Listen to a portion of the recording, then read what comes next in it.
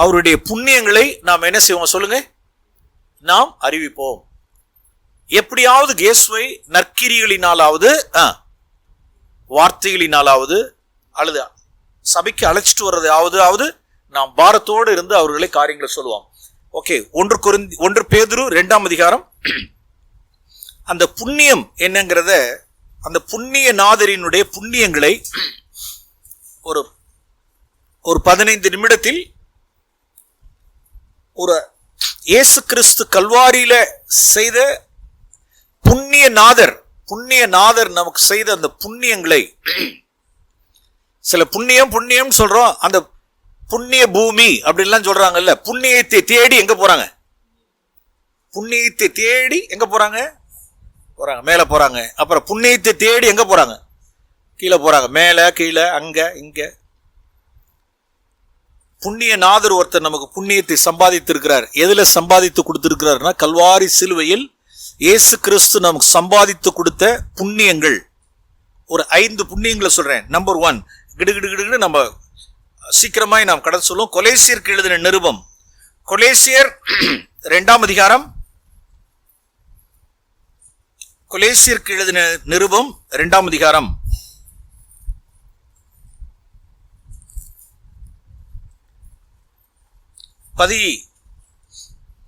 14வது வசனத்துல இயேசு செய்த சிலுவையில் இயேசு கிறிஸ்து நம்ம ஒவ்வொருவருக்காக செய்த புண்ணியங்கள். 14ஆம் வசனம், நமக்கு எதிரிடையாகவும் கட்டளைகளால் நமக்கு விரோதமாகவும் இருந்த கையெழுத்தை குலைத்து அதை நடுவில் இராதபடிக்கு எடுத்து சிலுவையின் மேல் ஆணி அடித்தார்.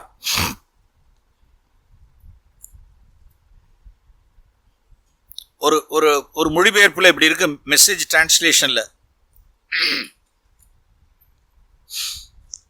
that old arrest warrant was cancelled and nailed to the Christ cross. அப்பா, என்ன வாரண்ட்? Arrest warrant.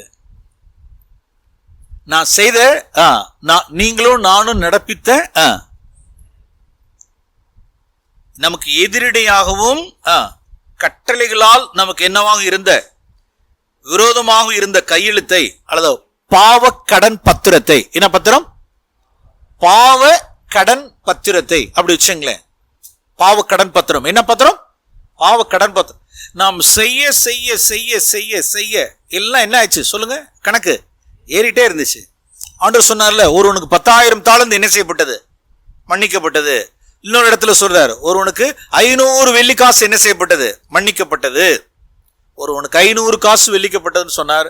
ஒரு தாளந்து இன்னிடத்துல மத்தேயு 18ல 10,000 தாளந்து ஒருத்தனுக்கு மன்னிக்கப்பட்டதுன்னு சொன்னார். அப்ப நாம் தேவனுக்கு விரோதமாய் நாம் நடப்பித்த எல்லா பாவங்களும், அந்த பாவ கடன் பத்திரங்களை இயேசு என்ன செய்தார் சொல்லுங்க? அப்போ அதை நடுவில் இராதபடிக்கு எடுத்து சிலுவையின் மேல் என்ன அடித்தார்?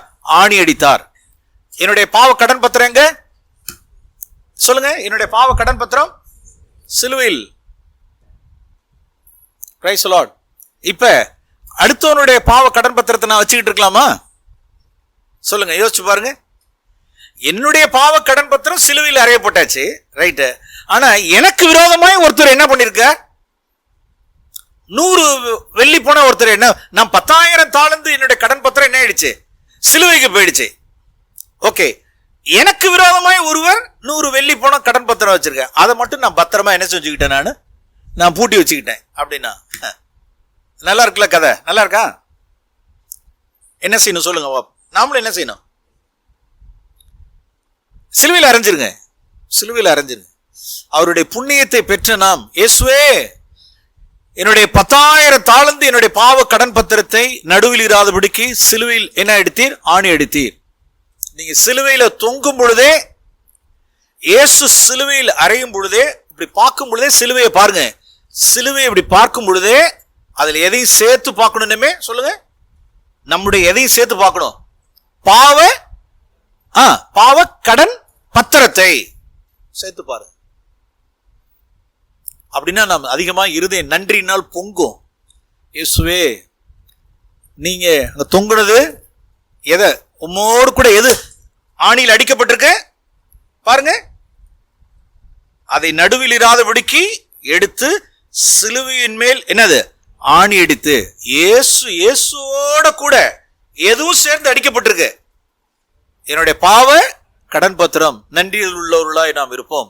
அடுத்தது இரண்டாவது புண்ணியம். ரோமருக்கு எழுதின நிருபம் 6ஆம் அதிகாரம். ரோமருக்கு எழுதின நிருபம் 6ஆம் அதிகாரம் 6ஆம் வசனத்தை ஒரு வாசிங்க பார்ப்போம். ரோமர் 6:6.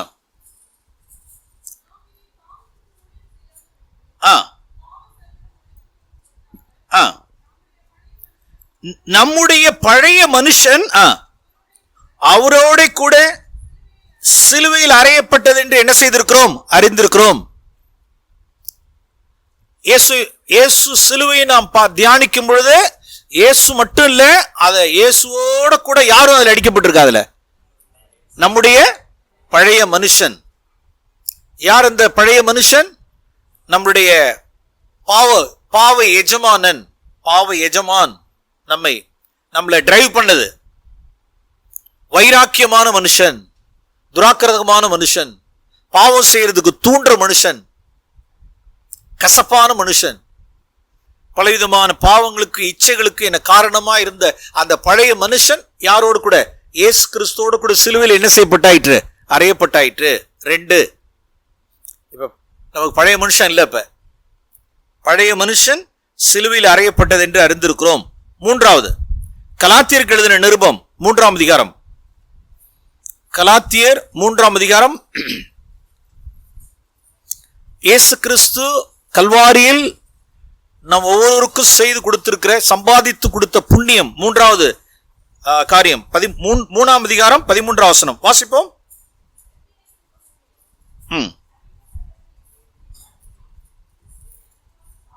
கிறிஸ்து நமக்காக, அதாவது கிறிஸ்து எனக்காக சாபமாகி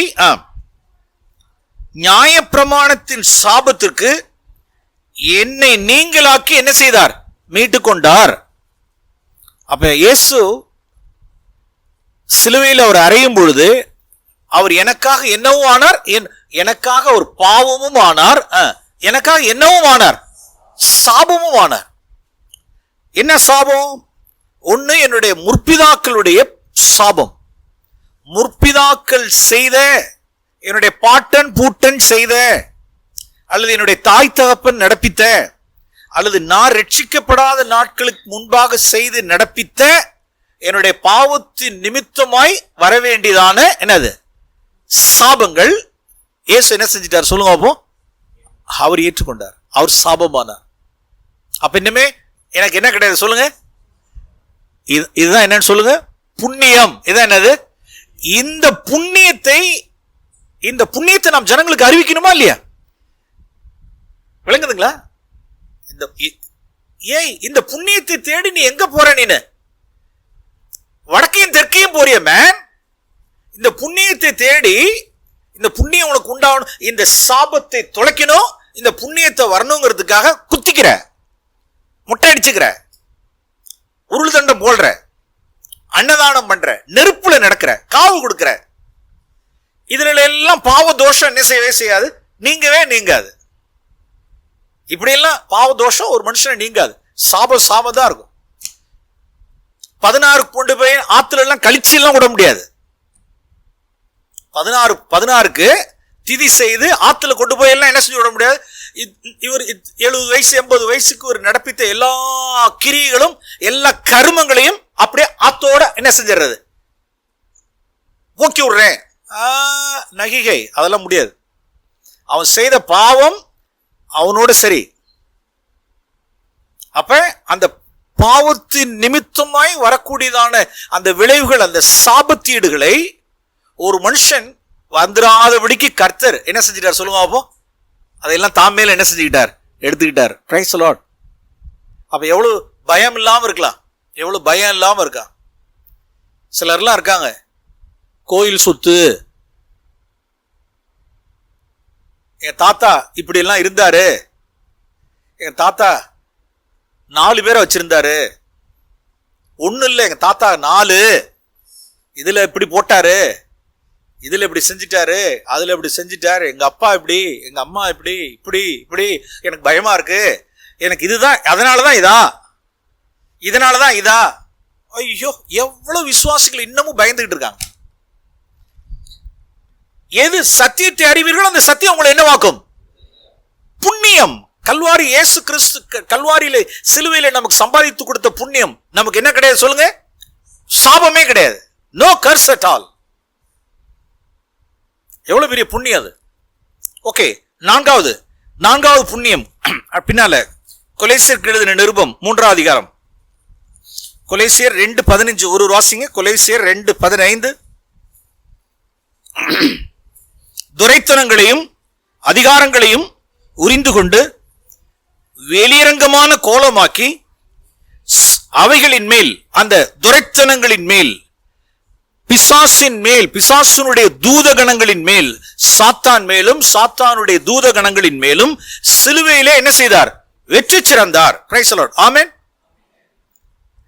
இந்த ட்ரூத் எல்லாம் ஆகாயத்து பறவைகளுக்கு பிடிக்காது. அவருடைய புண்ணியங்களை பேசிட்டு இருக்கோம்ல, இந்த செய்திகளை கேட்டு நாம கவனிக்கிறோமோ இல்லையோ, ஆகாயத்து அதிகார பறவைகள் எல்லாம் என்ன செஞ்சிட்டு இருக்கோம்? அதுங்களுக்கு பிடிக்காது. சிலுவையில என்ன இயேசு ஜெயிச்சிட்டாரா? ஆமா, சிலுவையில இயேசு என்ன செய்தார்? வெற்றி சிறந்தார். அடிக்கடி பேசுங்க, அடிக்கடி வாயை திறந்து என்ன செய்யுங்க? Talk back to devil. சாத்தான்ட்ட சொல்லணும், சாத்தானே நீ தோற்கடிக்கப்பட்ட சத்ரு. சொல்லுங்க பாப்போ. எல்லா ஆகாயத்து அதிகார பறவைகள் கேட்கட்டும், சொல்லுங்க பாப்போ. இயேசு கிறிஸ்து கல்வாரி சிலுவையில உன்னை வெற்றி சிறந்தார். அப்படியே அவனுக்கு அப்படி வரும். இதை அறிக்கை செய்யணும். ஜெபத்துல நீங்க பிரைவேட்டா அறிக்கை செய்யணும். சிலுவையில இயேசு அவனை வெற்றி சிறந்தார். சிலுவையில செய்த புண்ணியம். சரி, இது என்ன பிரதர்? அதனால என்ன? அவனை சிலுவையில் அவனை வெற்றி சிறந்ததனால என்ன அப்படின்னா, எபிரேயர் புஸ்தகம் 2ஆம் அதிகாரம், எபிரேயரின் புஸ்தகம் 2ஆம் அதிகாரம் 14வது வசனம் 15வது வசனம் ஒரு வாராசிங்க. எபிரேயர் 2:14-15.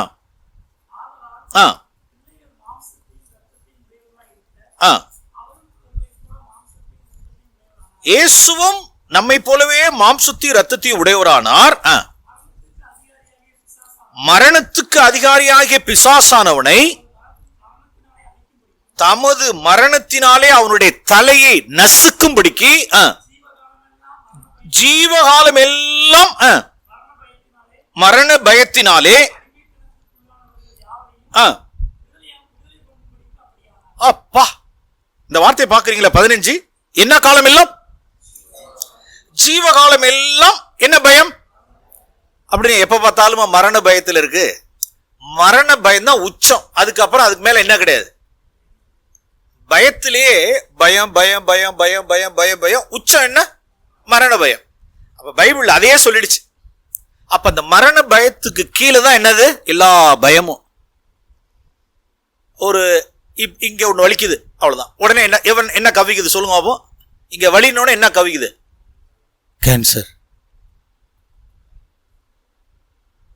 டாக்டர் பயாப்சின்னு சொல்லிட்டாங்க.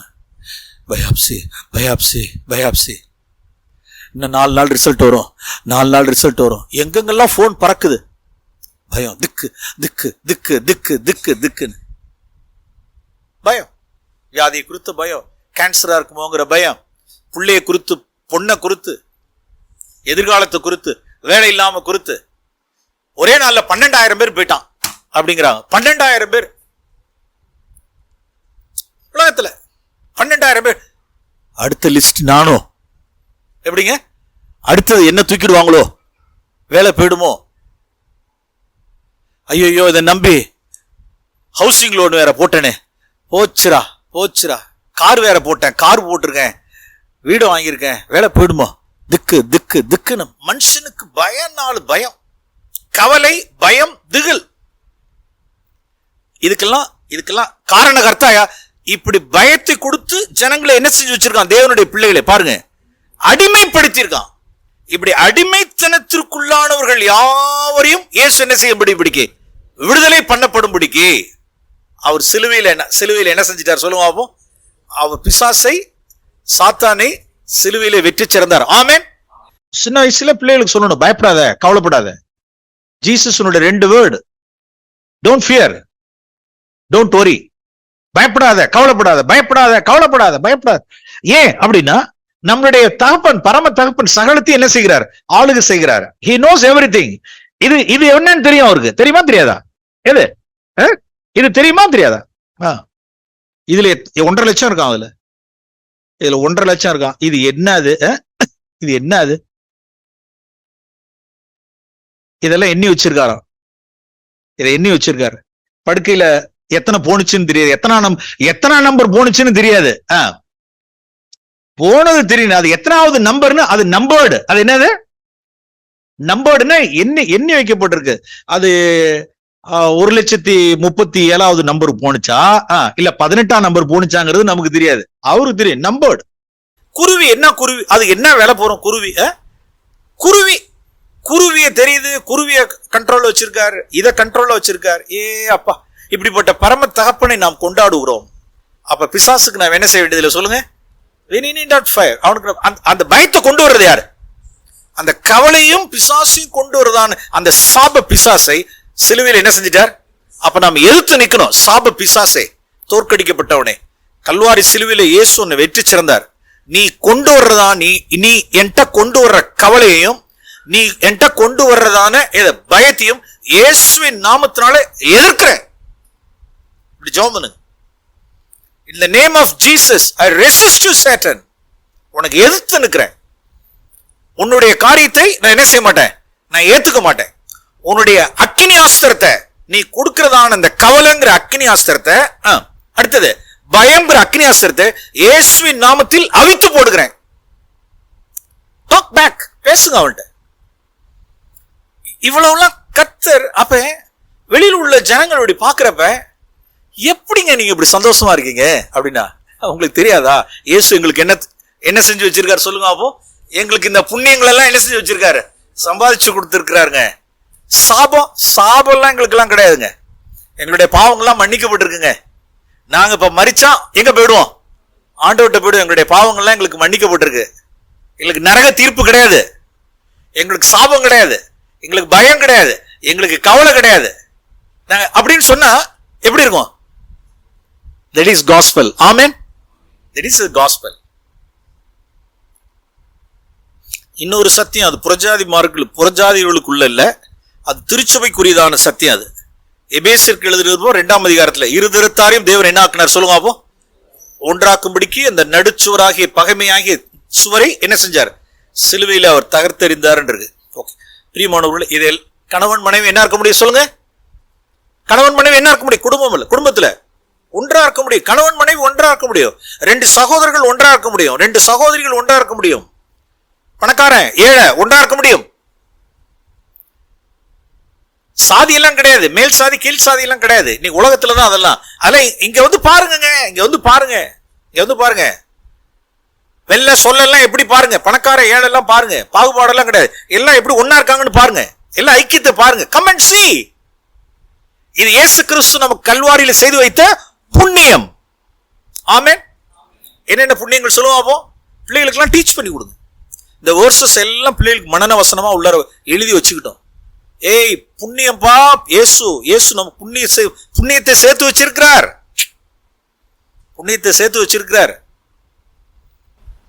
What a wonderful gospel. இந்த காஸ்பலை ஜனங்களுக்கு நாம கொடுக்காம இருந்துட்டு நம்ம மேல் என்னது? முடிச்சிருங்க. ஐயோ அவள் சொல்லிட்டாரு பாருங்க. இந்த வார்த்தையோட முடிப்போம். ரோமருக்கு எழுதின நிருபம் 1ஆம் அதிகாரம். எப்படி சொல்லாம இருக்க முடியும்? ஏங்க, நம்மளுடைய பாவம் மன்னிக்கப்பட்டிருக்கு, சாபம் இல்ல, பிசாசுக்காக நாம் பயப்பட்டு கலங்க வேண்டியது இல்ல. நம்மளுடைய பழைய மனுஷன் சிலுவையில் அறையப்பட்டாயிற்று. கணவன் மனைவி 2 பேரும் என்னவா இருக்கும்? ஒன்னா குடும்பம் பண்றோம், சண்டை சச்சரவு இல்லாம இருக்கும். இவ்வளவு புண்ணியங்களை அனுபவிக்கிற நாம் இந்த சுவிசேஷத்தை நாமளே வச்சுக்கிட்டு அடுத்தவங்களுக்கு சொல்லாம இருந்தா அப்ப என்ன சொல்லுது வேதம்? உனக்கு ஐயோ. எங்க இருக்கு அந்த வசனம்? ரோமர் படிங்க பாப்போம். ரோமர்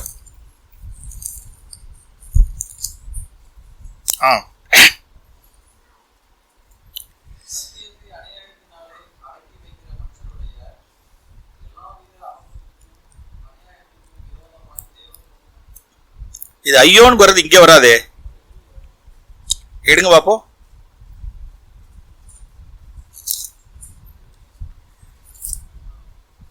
பாருங்க வசனங்கள்லாம் எவ்வளவு மறந்து போச்சு.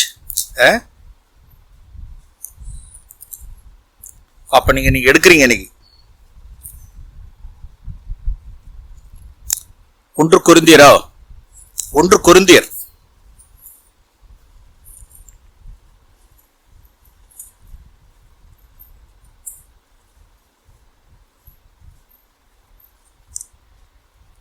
சிலுவை பற்றிய உபதேசம். 1 கொரிந்தியர் 9:16 எடுத்து வாசிங்க.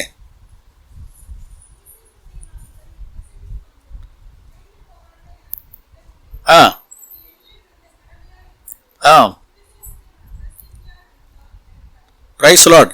யோவான் கரெக்டா அடிச்சிட்டாரு. Good, thank you. சுவிசேஷத்தை நான் பிரசங்கியாதிருந்தால் எனக்கு என்னது? ஐயோ. காஸ்பல், சுவிசேஷம், புறஜாதிகளுக்கு ஒரு காஸ்பல், கிறிஸ்தவர்களுக்கு ஒரு காஸ்பல் இருக்கு. இவங்களுக்கு ஒரு காஸ்பல் இருக்கு, அவர்களுக்கு ஒரு காஸ்பல் இருக்கு. பிலீவர்ஸ்க்கு ஒண்ணு, அன்பிலீவர்ஸ்க்கு ஒண்ணு. நாம் சுவிசேஷத்தை நாம் பிரசங்கியாதிருந்தால் எனக்கு ஐயோ. சோ இந்த வார்த்தையை நாம் சீரியஸா நாம் எடுப்போம். அது அருமையான சகோதரர்கள் கொண்டு வந்த எல்லாருடைய பாரத்துக்காக நான் நன்றி செலுத்துகிறேன். ஜெபம் பண்ணுவோம்.